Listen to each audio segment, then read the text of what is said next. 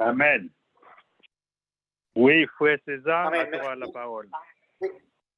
Merci beaucoup. Est-ce que vous m'entendez bien? Oui. OK, parfait. Merci.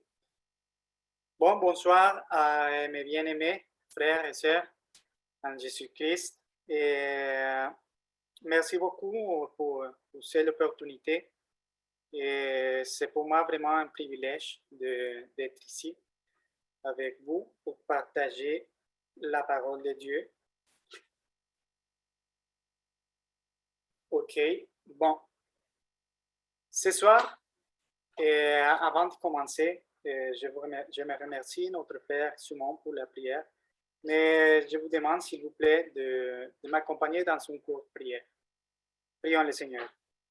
Seigneur Tout-Puissant, nous te disons merci encore une fois pour cette belle opportunité. Merci pour tes bénédictions, pour cette opportunité aussi pour profiter de ta parole, pour la partager, pour apprendre. Père, accompagne-nous et aide-nous à avoir de cœurs réceptifs, Père Céleste, et de cœurs qui puissent vraiment écouter comme il faut ta parole et la garder dans nos cœurs. Merci, Père, pour tous les frères, les sœurs, toutes les familles qui sont branchées, qui sont connectées à travers les Zoom. Et bénis-nous, Père Céleste, et nous te prions et nous te demandons toutes ces choses dans le précieux nom de notre Seigneur et Sauveur Jésus-Christ. Amen. OK. L'étude de ce soir, je l'ai pris, bien sûr, de la parole de Dieu, et on va, s'il vous plaît, ouvrir le livre de Luc. Le livre de Luc, chapitre 8. J'ai intitulé cette étude « Que celui qui a des oreilles pour entendre, entend ». Nous savons que la parole de Dieu, la Bible et tous ces livres qui composent la Bible, c'est pour notre édification. C'est la parole de Dieu, c'est inspiré et c'est notre guide. Et nous savons qu'est-ce qu'il faut faire avec la parole de Dieu. La parole de Dieu, mes bien-aimés, comme nous le savons déjà là, il faut la écouter. Il faut écouter la parole de Dieu, mais il faut la écouter avec attention. Il faut l'écouter attentivement. Quand nous arrivons à la parabole de semeur, nous pouvons dire que c'est une des paraboles des plus connues pour les chrétiens. Beaucoup de monde connaît la parole du semeur. Et à partir du verset 4, on va remarquer que régulièrement, cette parabole a différents types de terres qui représentent les différents types de cœurs des gens. Et c'est parfait parce que c'est l'application de la parole de Dieu qu'on peut trouver aussi dans Matthieu 13 et dans le livre de Marc 4. Mais aujourd'hui, je vais faire le focus sur la façon en que nous écoutons la parole de Dieu. Comment est-ce que nous écoutons la parole de Dieu et c'est quoi notre attitude quand on écoutons la parole de Dieu. Quand nous donnons des instructions à nos enfants, toujours à la fin, on dit « Est-ce que tu as compris ?» Pourquoi est-ce qu'on fait ça? Parce que nous voulons savoir si nos enfants, pas seulement à écouter la consigne, mais surtout si il a compris ce qu'on a dit. Et il y a une grande différence entre écouter et comprendre. Et un exemple qu'on peut prendre de la parole de Dieu, qui est un exemple clair donné par notre Seigneur Jésus-Christ, c'est qu'il a prononcé les mots que celui qui a des oreilles pour entendre, entend. Et dans d'autres mots, ce que notre Seigneur Jésus-Christ a dit vraiment, c'est écouter attentivement ce qu'il est en train de dire. Si nous regardons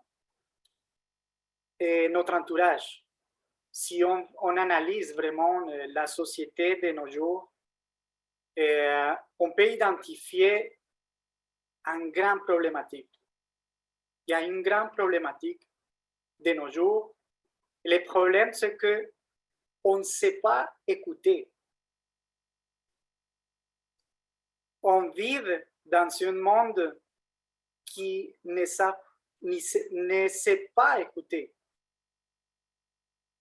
Ou pire encore, un monde qui ne veut pas écouter. La plupart des gens vivent comme ils veulent. Et nous devons faire beaucoup attention. Parce que si on ne fait pas attention, on peut tomber dans ces pièges. Luc chapitre 8, verset 4 au verset 8 dit: Une grande foule s'est assemblée et des gens étant venus de diverses villes auprès de lui, il dit cette parabole. Un semeur sortit pour semer sa semence. Comme il semait, une partie de la semence tomba le long du chemin. Elle fut foulée aux pieds et les oiseaux du ciel la mangèrent. Une autre partie tomba sur les rocs. Quand elle fut levée, elle sécha parce qu'elle n'avait point d'humidité.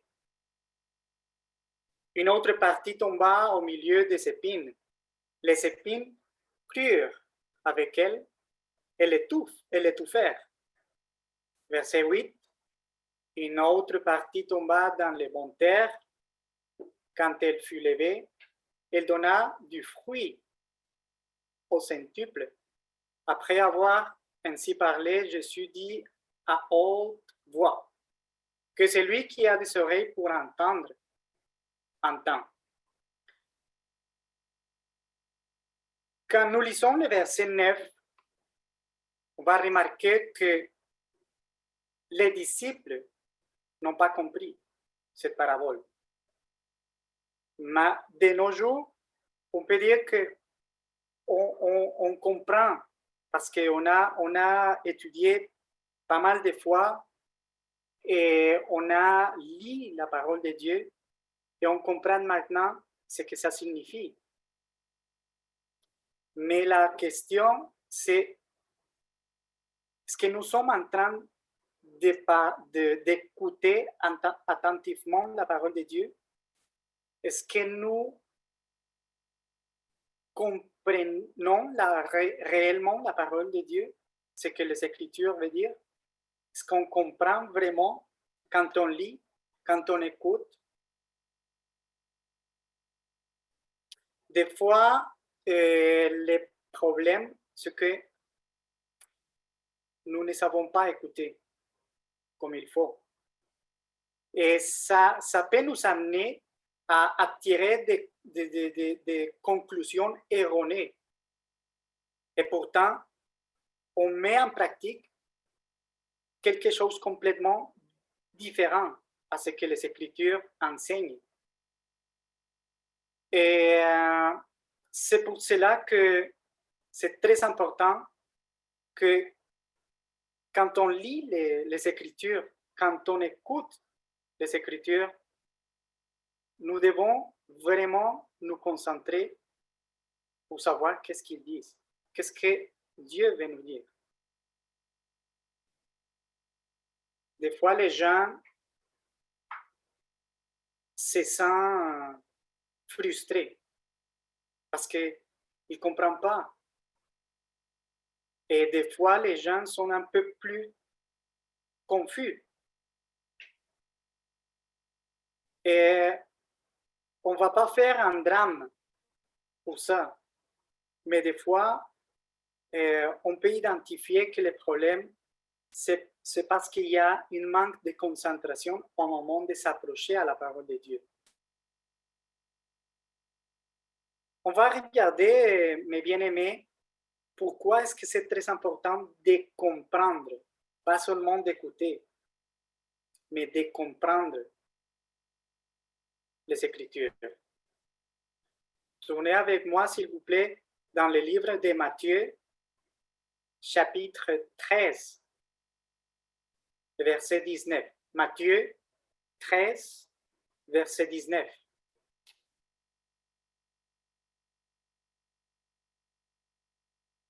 Lorsqu'un homme écoute la parole du royaume et ne la comprend pas, le malin vient et enlève ce qui a été semé dans son cœur. Cet homme est celui qui a reçu la semence le long du chemin.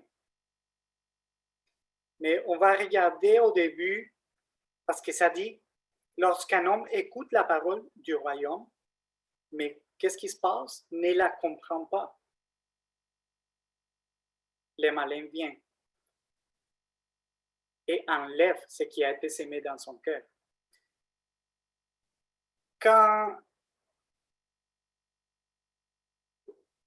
on s'approche de la parole de Dieu, on s'approche pour l'écouter, soit parce que quelqu'un est en train de la prêcher, ou soit parce qu'on est en train de l'écouter. Comme vous le savez, aujourd'hui, de nos jours, on peut écouter la Bible, mais aussi on peut la lire. Il faut éviter les distractions. Il faut éviter les distractions pour que la parole puisse être entendue, pour que la parole puisse rester dans nos cœurs. Dans un cœur qui est vraiment distrait, la parole ne peut pas rester pour longtemps. C'est pour cela que quand on a l'opportunité de parler à propos de la parole de Dieu à quelqu'un, ou soit nous, ceux qui ont aussi le privilège de prêcher l'évangile à la congrégation, nous devons, frères, être toujours préparés. Nous devons préparer les sujets dont on va parler. Et de cette façon, le message, il faut s'assurer que le message va être transmis et que le message surtout va être compris pour l'auditoire. Et selon ce que dit la parole de Dieu, bien sûr, et pas selon ce que je pense ou ce que je crois.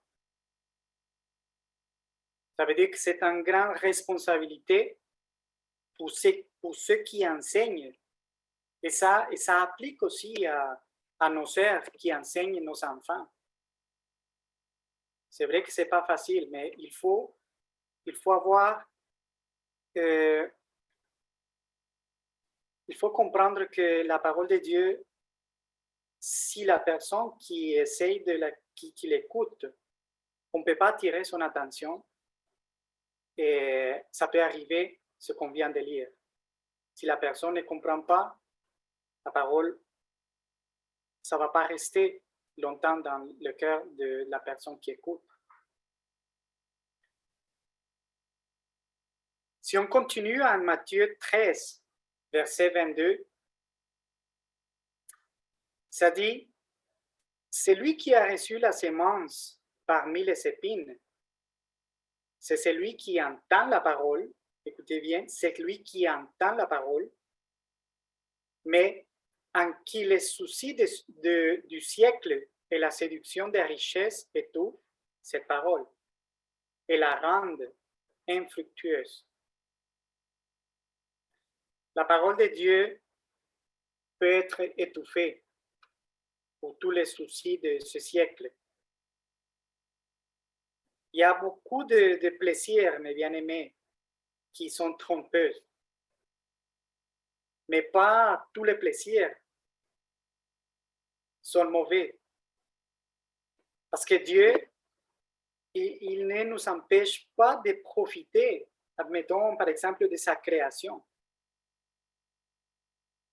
Il y a des gens, il y a des frères qui admettons, sont très sportifs, par exemple. Et ils aiment grimper les montagnes pendant l'été, et visiter de gros lacs, de voyager d'ici par là. Même en hiver, ils font beaucoup d'activités à l'extérieur, du ski, peu importe. Mais ces activités, ces plaisirs ne sont pas des distractions pour leur vie spirituelle. Parce que les chrétiens qui mettent comme priorité la parole de Dieu, il sait que ça c'est sa priorité.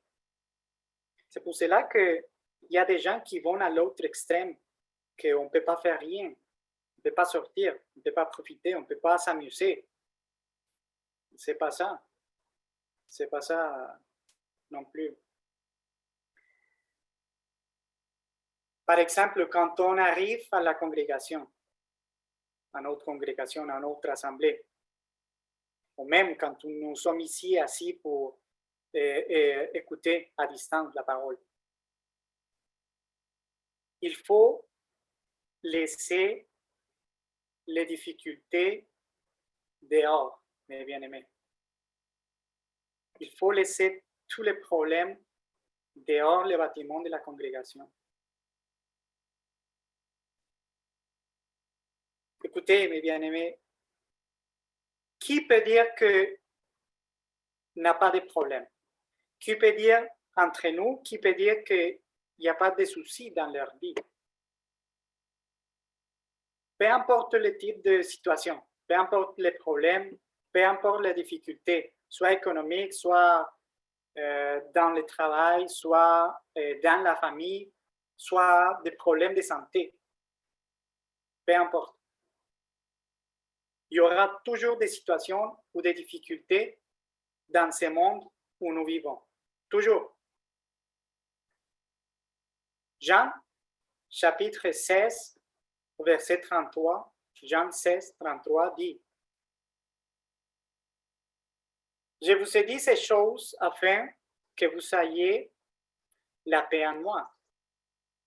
Vous aurez des tribulations dans le monde, mais prenez courage, j'ai vaincu le monde. » Vous aurez des tribulations dans le monde. Ce n'est pas une chose qu'on peut échapper. Mais les défis, c'est la façon qu'on fait face. C'est comment est-ce qu'on va affronter les afflictions, faire face à les afflictions.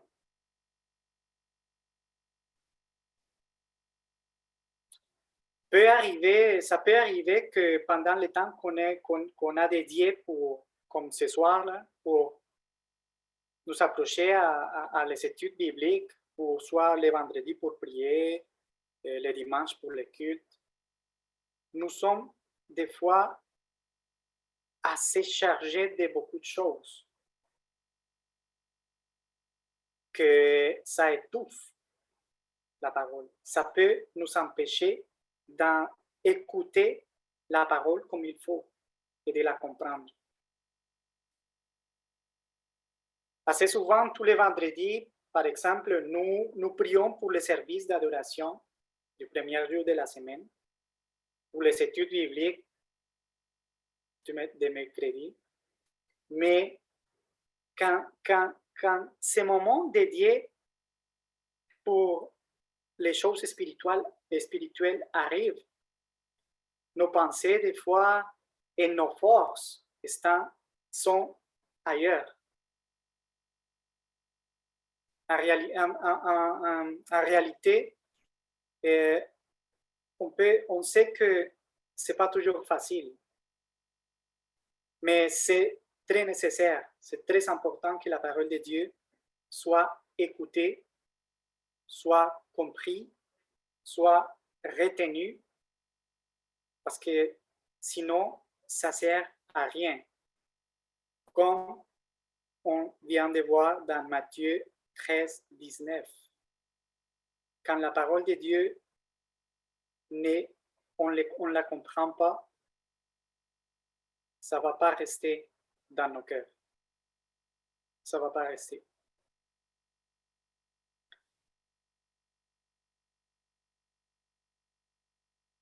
Hébreu, dans le livre de Hébreu, chapitre 4, verset 12. Hébreu 4, verset 12, la parole de Dieu dit: car la parole de Dieu est vivante et efficace, plus tranchante qu'une épée quelconque à deux tranchants, pénétrante jusqu'à partager âme et esprit, jointure et moelle. Elle juge les sentiments et les pensées du cœur.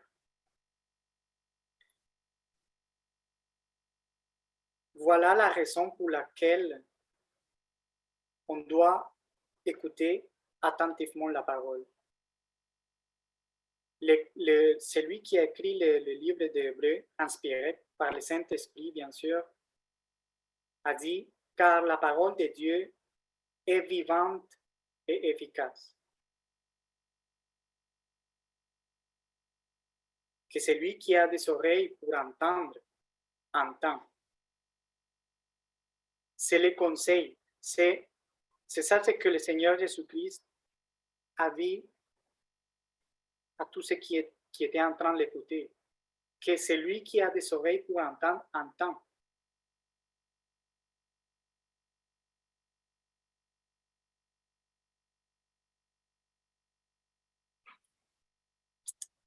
Il y a aussi des gens que, comme on vient de voir, peut-être les soucis, les difficultés, les problèmes, les afflictions peuvent nous distraire de nous concentrer et de comprendre la parole exposée.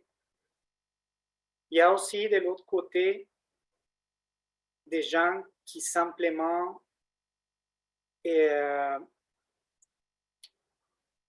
ont des démangeaisons d'entendre. Démangeaisons d'entendre la parole. Dans 2 Timothée,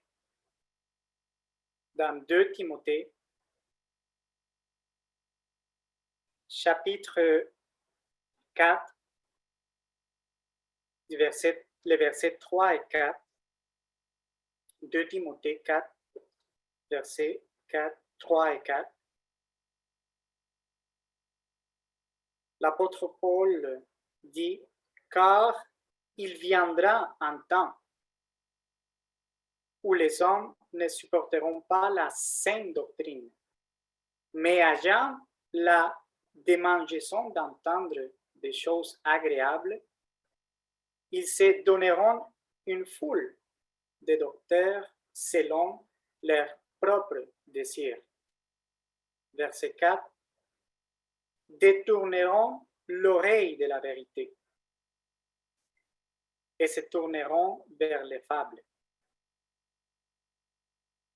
il y a, il y a des gens, mes bien-aimés, ils veulent pas écouter la parole de Dieu. Ils préfèrent détourner l'oreille de la vérité. Mais il y a des gens qui ont la foi. Une foi affaiblie, une foi faible, différente. Admettons des gens d'autres groupes religieux ou des dénominations, comme vous voulez, mais qui préfèrent se détourner l'oreille de la vérité. Parce qu'il faut comprendre, mes bien-aimés, qu'ici, la parole de Dieu, dans 2 Timothée, chapitre 4, verset 4, ça dit que, ça dit pas détourneront l'oreille de la parole, mais dit de la vérité. C'est très important. C'est juste ces mots, la vérité.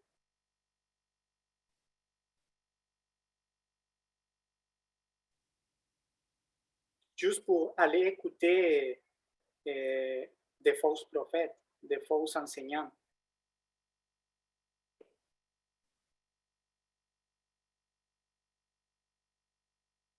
La démangeaison d'entendre la parole, c'est quand nous voulons que, ou les gens veulent, ou nous voulons des fois que nos propres besoins soient accomplis. On veut satisfaire nos propres passions, nos propres besoins. Et des fois, nous devons comprendre que la plupart, quand on ne veut pas écouter la parole de Dieu, ça veut dire la vérité comme il faut, attentivement, et comprendre ce que Dieu nous enseigne. C'est parce qu'on veut satisfaire le désir de la chair. Il y a des gens que, quand ils écoutent la vérité et ils comparent avec ce qu'ils veulent vraiment entendre, selon leurs besoins, selon leurs désirs de la chair, boum, ça va produire la démangeaison d'entendre.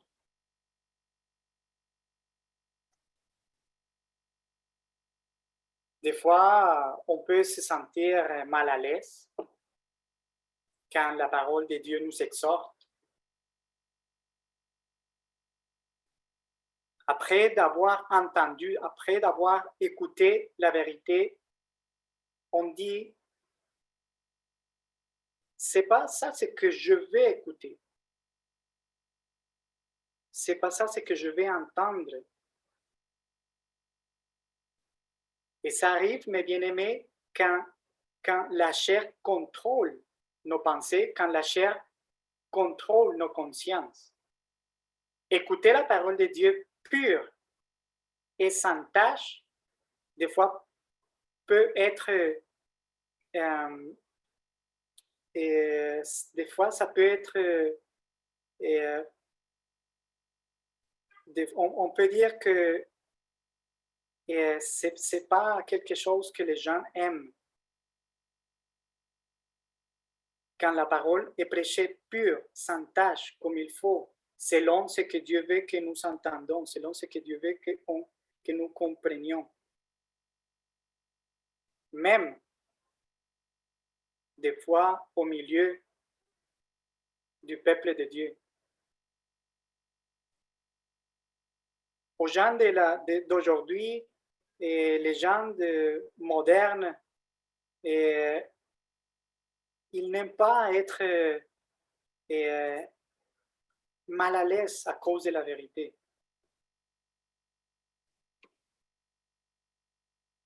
Jean, chapitre 14, verset 21. Jean, chapitre 14, verset 21. La parole de Dieu dit, « C'est lui qui a mes commandements et qui les garde. C'est celui qui m'aime. Celui qui m'aime sera aimé de mon Père, et moi aussi, je l'aimerai et je me ferai connaître à lui. Tous les gens qui ne veulent pas écouter la vérité parce que ça crée un choc dans sa vie, il faut l'aider à comprendre que il n'aime pas Christ. Il n'aime pas vraiment les choses spirituelles. C'est la parole de Dieu qui le dit. Il faut garder la parole pour que le Seigneur puisse savoir qu'on l'aime vraiment. Et il promet que si on l'aime, si on garde, il nous aimera aussi. Dans le même chapitre de Jean 14, mais le verset 24, si on regarde le verset 24, ça dit, « Celui qui ne m'aime pas ne garde pas mes paroles, et la parole que vous entendez ne vient pas de moi, mais du Père qui m'a envoyé. » Celui qui ne m'aime pas ne garde pas mes paroles. Si on ne garde pas la parole de Dieu, c'est le même Seigneur Jésus-Christ qui nous dit, on ne l'aime pas.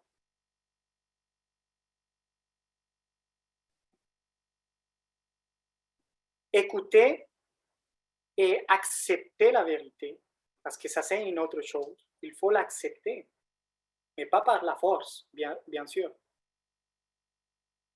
Mais si on aime vraiment Dieu, on va accepter la vérité. Même si ça peut créer un conflit entre nos désirs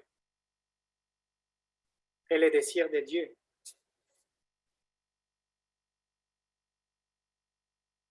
Écouter, accepter la vérité, des fois, c'est quelque chose que c'est pas facile. C'est pas facile des fois. C'est pas vraiment facile. Mais c'est ça ce qu'on doit faire. Il faut ouvrir nos cœurs. Il faut demander l'aide du Saint-Esprit pour bien discernir les Écritures. Pour discernir les Écritures correctement.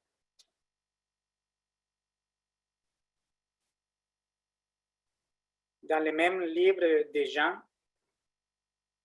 chapitre 6, on va reculer un petit peu. Jean, chapitre 6, du verset 60 au verset 63. Jean 6, 60 au verset 63. La parole de Dieu dit, plusieurs de ses disciples, après l'avoir entendu dire, qu'est-ce qu'ils ont dit? Cette parole est dure. Qui peut l'écouter? Pour eux, la parole de Dieu, c'était vraiment dur. Entendre, comprendre, discernir, c'était vraiment difficile.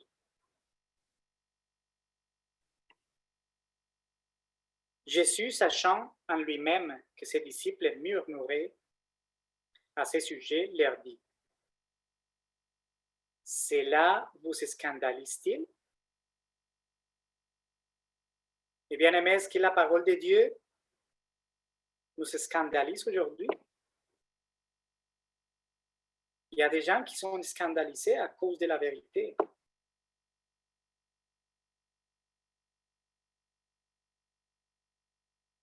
Verset 62.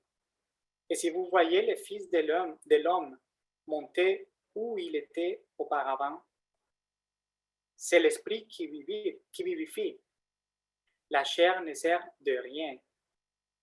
Les paroles que je vous ai dites sont esprit est vie. La parole de Dieu est vie. Regardons le verset 66. Jean 6, 66 au verset 68. De ce moment, plusieurs de ses disciples se retirent et ils n'allaient plus avec lui. Jésus donc dit aux 12, et vous, ne voulez-vous pas aussi vous en aller? Et regardons, mes bien-aimés, que ces paroles nous parlent aujourd'hui même. Parce que la parole de Dieu, quand on ne la comprend pas ou on veut vraiment la comprendre parce que ça ne plaît pas à nos désirs, parce que c'est pas ce que nous voulons entendre. Jésus nous dit aujourd'hui, est-ce que vous ne voulez-vous pas aussi vous en aller? Il y a beaucoup qui laissent l'Église aujourd'hui. Verset 68, Simon-Pierre lui répondit, Seigneur, à qui irions-nous? Tu as les paroles de la vie éternelle.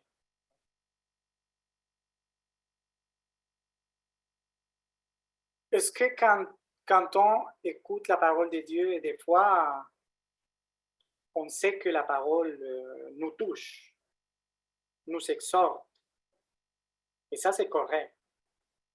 Si on dit qu'on n'a pas de problème, si on dit que la parole de Dieu ne me touche pas, que je sais déjà tout ce que je dois savoir, et que tout est correct dans ma vie, il faut s'inquiéter, à vrai dire. Parce qu'on vient de lire que la parole de Dieu est vraiment vivante et efficace, plus tranchante qu'une épée quelconque à deux tranchants, pénétrante jusqu'à partager âme et esprit, jointure et moelle. Elle juge les sentiments et les pensées du cœur. Même les pensées, ça veut dire les intentions du cœur.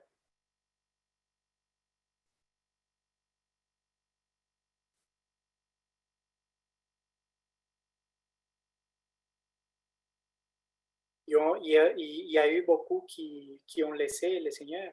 Ils ne voulaient pas aller, être avec lui après avoir entendu tout ce qu'il enseignait. Pour beaucoup, la parole de Dieu, c'était dur au point d'abandonner le Seigneur.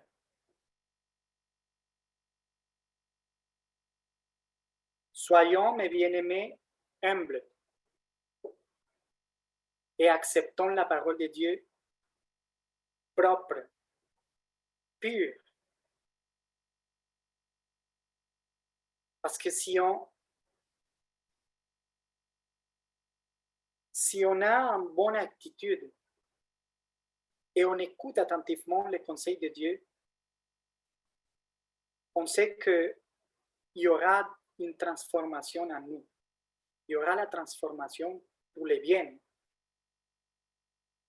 Et ça va être agréable devant Dieu. C'est ça ce que Dieu cherche de nous, une transformation jour après jour. Parce que nous savons que nous ne sommes pas parfaits. Mais si on arrive au moment d'étudier la parole, au moment de partager un message, peu importe si c'est dans l'église, dans la congrégation, notre assemblée, mais si on est en train de partager la parole aussi avec d'autres personnes, mais on le fait comme faire n'importe quoi là, sans concentration, sans amour, ça sert à rien. C'est pour cela que le Seigneur, encore une fois, je le répète, il a dit que celui qui a des oreilles pour entendre, entend.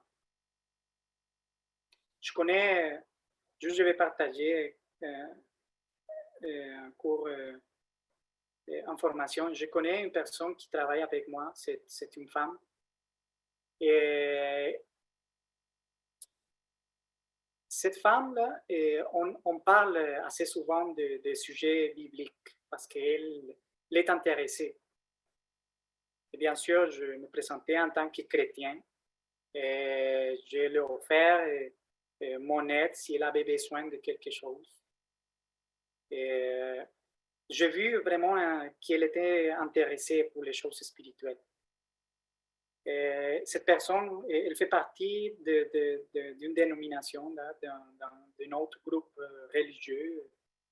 Et des fois, elle elle pose des questions par rapport à la parole. Et on a eu l'opportunité aussi de faire dans les breaks, là, les pauses, des petites réflexions bibliques. Elle prenait des notes, des textes bibliques, des explications. Ça m'a aidé beaucoup aussi à me préparer. Et pendant quelques temps, fait comme ça. Les choses s'étaient bien passées. Mais peu à peu, petit à petit, j'ai vu que son intérêt a diminué. Après une conversation, une question qu'elle m'a fait, elle m'a posée référent à c'est qui un chrétien? Qui peut s'appeler un chrétien? Parce qu'elle elle dit être chrétien. Et je savais que j'avais une grosse responsabilité parce que je devais lui expliquer comment une personne devient chrétien selon la parole de Dieu. Je parlais bien sûr par rapport au plan du salut et on a partagé plusieurs fois des mots et des petits messages, mais à vrai dire, je ne connais pas les motifs, pourquoi est-ce que les motifs qui l'empêchent d'obéir l'évangile de Jésus-Christ. Mais rapidement, je remarquais que dans le groupe où elle fait partie, elle apprend, elle est enseignée avec des choses complètement différentes à la vérité et à la sainte doctrine. Et j'ai remarqué qu'elle est tranquille, elle est à l'aise, parce que elle entend, elle écoute ce qu'elle veut écouter. Et ça, c'est la réalité de beaucoup de monde aujourd'hui. Et quand la vérité est prêchée, et les gens, des fois, ils s'enfuient. Et il y a pas, je suis pas une personne qui va juger cette femme. Je ne juge pas, je n'ai pas le droit de le faire. Simplement, je sais que je dois prier pour elle, pour que les voiles qu'elle a dans ses yeux-là puissent disparaître.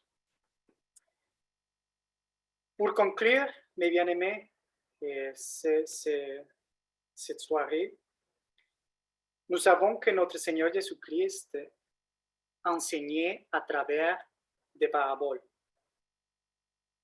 Et Jésus-Christ a utilisé cette méthode pour savoir qui était vraiment intéressé au royaume de Dieu. C'était son objectif. Avec ces méthodes, il savait c'est qui était vraiment intéressé dans les choses spirituelles, dans la vérité.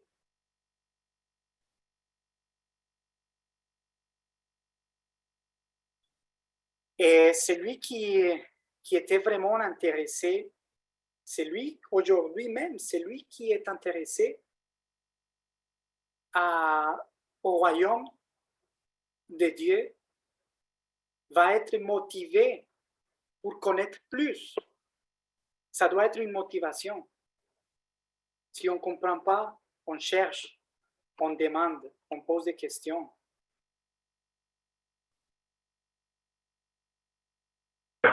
La Bible nous dit qu'il y avait des milliers de personnes qui cherchaient Jésus-Christ. Mais attention, à ce moment-là, pas tout le monde était intéressé dans le royaume de Dieu, dans la vérité. Jean 6, 25 dit, Jean 6, 25 au verset 27 dit, et l'ayant trouvé au-delà de la mer, ils lui dirent, Rabbi, quand es-tu venu ici? Jésus leur répondit, en vérité, je vous le dis, vous me cherchez non parce que vous avez vu des miracles, mais parce que vous avez mangé des pains et que vous avez été rassasiés. Travaillez non pour la nourriture qui périt, mais pour celle qui subsiste pour la vie éternelle, et que le Fils de l'homme vous donnera, car c'est lui que le Père, que Dieu a marqué de son sceau. Car c'est lui que le Père, que Dieu a marqué de son sceau. Il y a beaucoup de monde aujourd'hui, mes bien-aimés, qui ne cherchent pas la vérité. Travaillons, mes bien-aimés, travaillons dans notre croissance spirituelle. Travaillons pour démontrer à Dieu qu'on a vraiment envie de vivre éternellement auprès de lui. Efforçons-nous pour que nos vies, ou dans nos vies, les soucis de ce siècle n'étouffent pas la parole de Dieu. Travaillons et servons fidèlement notre Dieu. Gardons, et pour terminer le dernier texte, gardons pour ce soir, mes bien-aimés, les instructions ou l'instruction de l'apôtre Paul à Timothée. Efforce-toi de te présenter devant Dieu comme un homme éprouvé, un ouvrier qui n'a point à rougir, qui dispense droitement la parole de la vérité. 2 Timothée, chapitre 2, verset 15. Et bien aimé, merci beaucoup pour m'avoir écouté et que Dieu vous bénisse. Merci, Frère César. Est-ce qu'il y a des questions avant de terminer? S'il y a une question, on peut prendre avant de clôturer.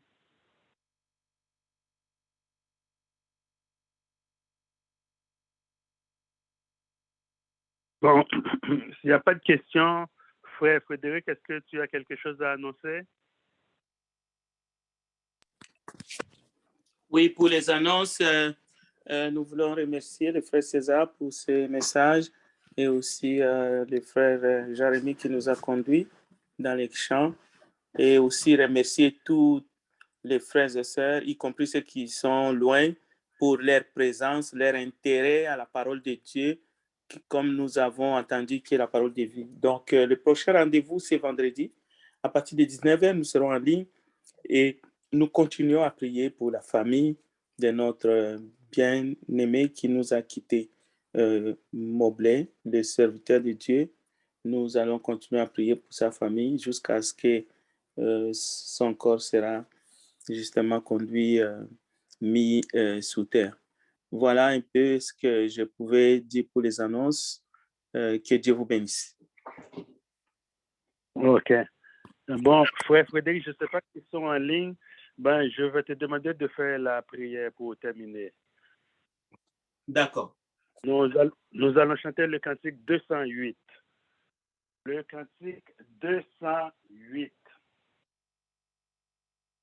Quand le vol de la tempête vient assombrer ton ciel bleu, au lieu de baisser la tête, compte les bienfaits de Dieu. Compte les bienfaits de Dieu. Mets-les tous devant tes yeux. Tu verras en adorant combien le nombre est grand. Quand sur la route glissante, tu chancelles sous la croix, pense à cette main puissante qui t'a béni tant de fois. Compte les bienfaits de Dieu, mets-les tous devant tes yeux. Tu verras en adorant combien le nombre est grand. Si tu perds dans le voyage plus d'un cher et doux trésor, pense au divin héritage qui là-haut te reste encore. Compte les bienfaits de Dieu, mets-les tous devant tes yeux. Tu verras en adorant combien le nombre est grand. Bénis donc, bénis sans cesse ce Père qui chaque jour répand sur toi la richesse de son merveilleux amour. Compte les bienfaits de Dieu, mets-les tous devant tes yeux. Tu verras en adorant combien le nombre est grand. Amen.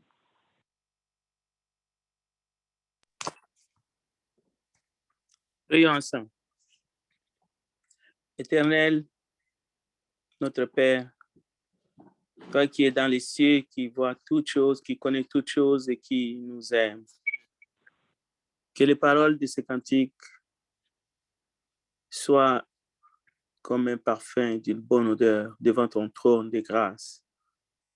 Ces paroles qui sont pour nous d'abord un enseignement, alors que nous continuons le combat de la foi, mais que ces paroles soient aussi une prière, fait que nous soyons fidèles. Nombreux ont marché fidèlement. Leurs noms sont inscrits maintenant dans le livre de vie. Il y a des apôtres, il y a des prophètes, des disciples et des hommes et des femmes qui ont servi. Aujourd'hui, nous plairons l'un de nous. Seigneur, nous te demandons de consoler le cœur de tous ceux qui ont